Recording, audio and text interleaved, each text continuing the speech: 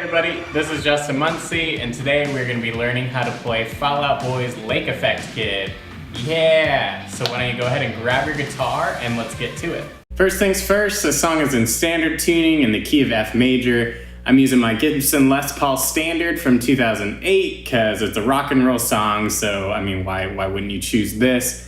Honestly, it does sound like it's kind of crunchy on certain parts, so they might have used the Gretsch. I know Patrick uses that Gretsch for a lot of different things. This is my Immix 11 VS15.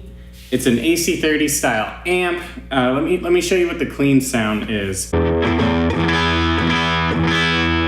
yeah, it's pretty broken up. I have the first volume to about 6 or 7, and then the master's lower so that I'm not destroying my neighbors. For the hook of the song, I'm stacking a bunch of different pedals to get that big amp sound. I'm using the Fulldrive 2 on the first stage in the vintage channel, stacked with the JHS Moonshine. And then I also have a medium-sized hall reverb from the Big Sky. This is what the tail is, if you're wondering. Just a little bit of reverb. It's very distorted, check it out.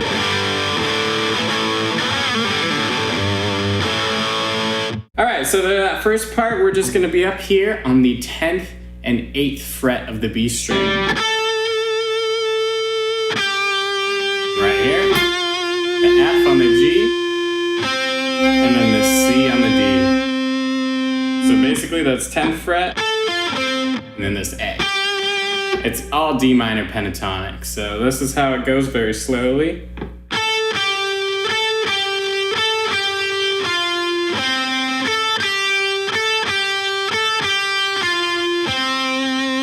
So it always comes back to that C on the D string right there. Very simple, up to speed.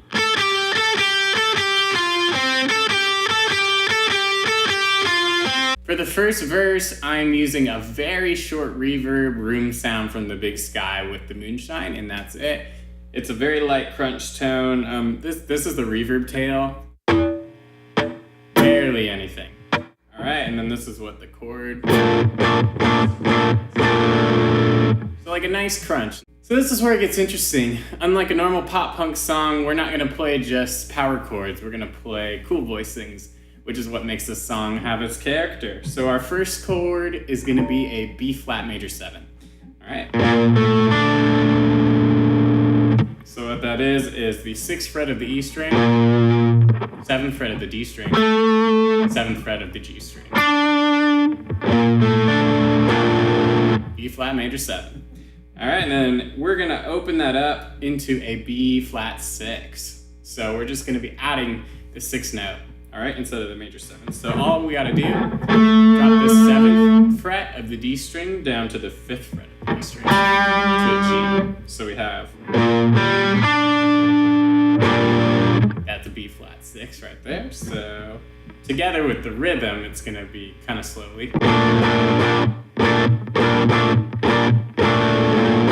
And we're gonna go to an A minor 7. So all that is 5th fret of the E string, 5th fret of the D string, and 5th fret of the G string. And we're gonna walk it down to an A flat 6. Sorry, A minor flat 6. So similarly, we're gonna hit this F note on the D string, the 3rd fret, keep the 5th fret, keep the other 5th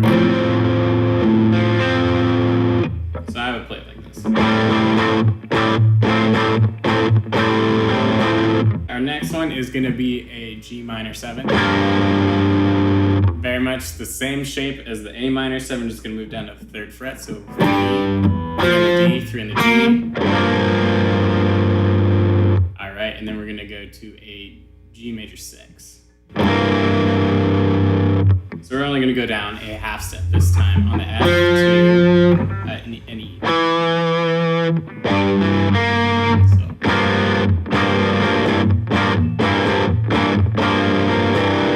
And then our last chord is gonna be an F major 7 to an F6. So this time we're just gonna have 1, 2 on the D, 2 on the G, and then for the 6, we're just gonna take our 3rd finger off, have an open D string. Yeah.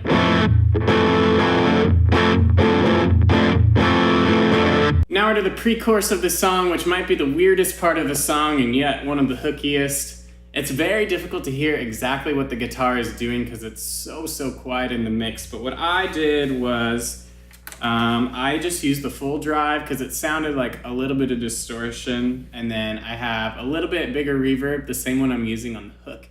And I also have a very short delay. I believe it only has one repeat, kind of like a slapback sound. Here you go. That's it.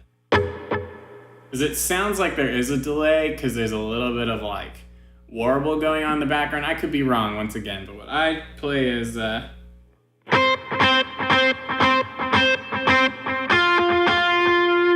what that is it's a C octave.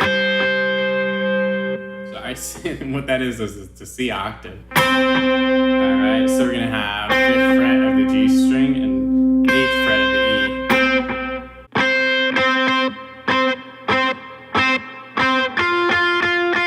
We're just gonna catch that F, which is the 6th fret of the B.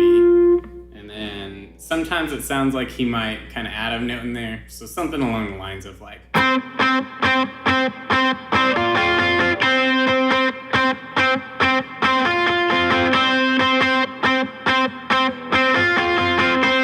And then the last one, he does like a walk down, so he's gonna go. Alright, so that's the 6th fret of the G, of the E, excuse me. So that's a B flat. Go down a half step from there to our A. And back to our F chord. And a D shape right there. So.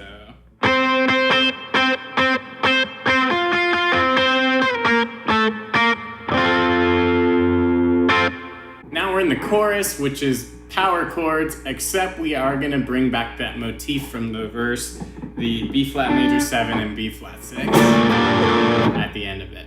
So what I have here is the Moonshine and the Full Drive 2 stacked, and then the short reverb. So yeah, I can't really tell that there's a reverb. All right, so the first chord is gonna be an F major chord, back to C major. And then this would be like an F over A. And then we bring back that. Alright, so I'm gonna assume you know your F major chord, so we'll go over the hard ones. So it's just that.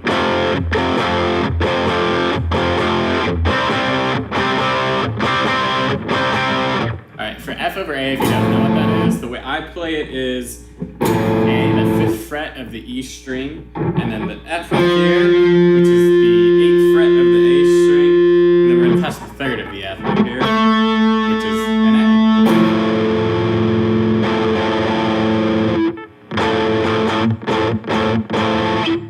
Alright, so.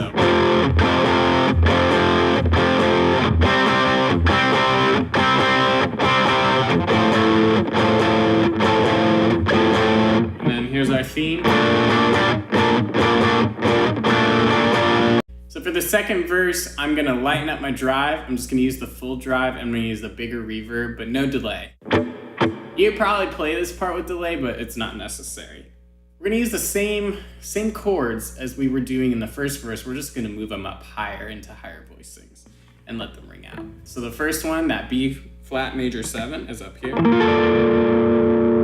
So that's the 13th fret on the A, 15th fret on the D, 14th fret on the G, 15th fret on the B. Alright, so you have this. Then we're going to move down to A minor. Alright, and then our next one is going to be that G minor. I'm just playing the triad, so that's 12 on the G, so the octave. And then we have the 11 on the B right here,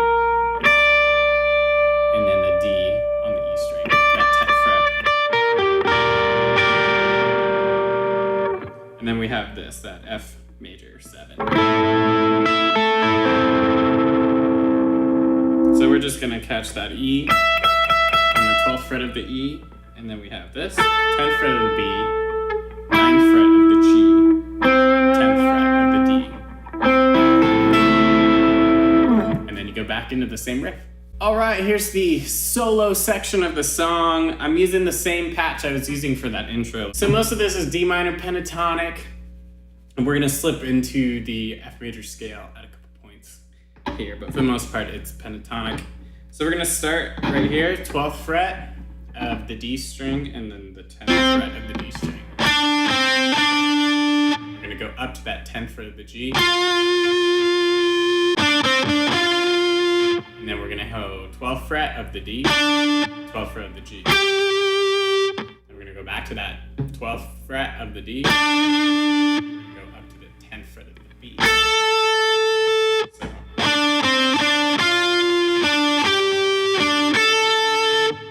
One more time.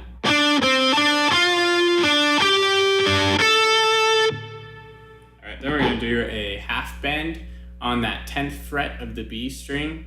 We're going for that. And 10th fret of the G, 10th fret of the D. Let's put the two together.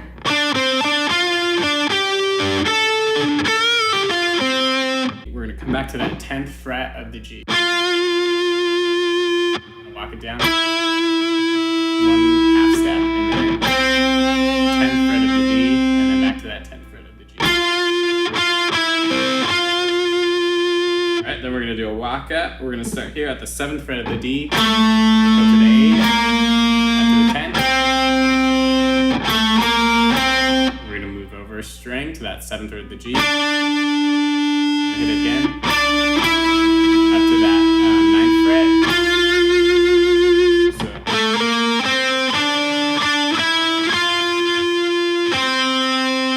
So that 10th fret right there of the D string. And then we're going to do it again. We're going to grab the 10th fret of the E string this time. We're going to do that half bend again at the 10th fret of the B. All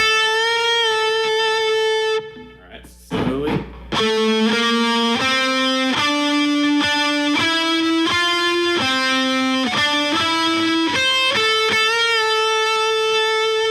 We're going to hit that 10th fret of the E again. We're going to do a bend on the 8th fret of the B now. Here we go.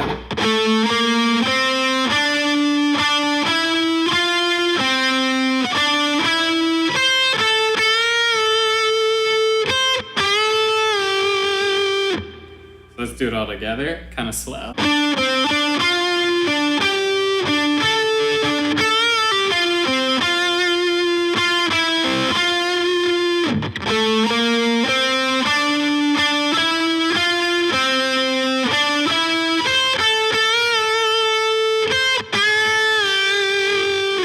Thanks so much for hanging out with me today. If you enjoyed this video, I would so appreciate it if you hit the like and leave a comment down below. Hit that subscribe button if you're not already subscribed, and share it with a friend. Until next time, stay emo, stay rock and roll, and peace out.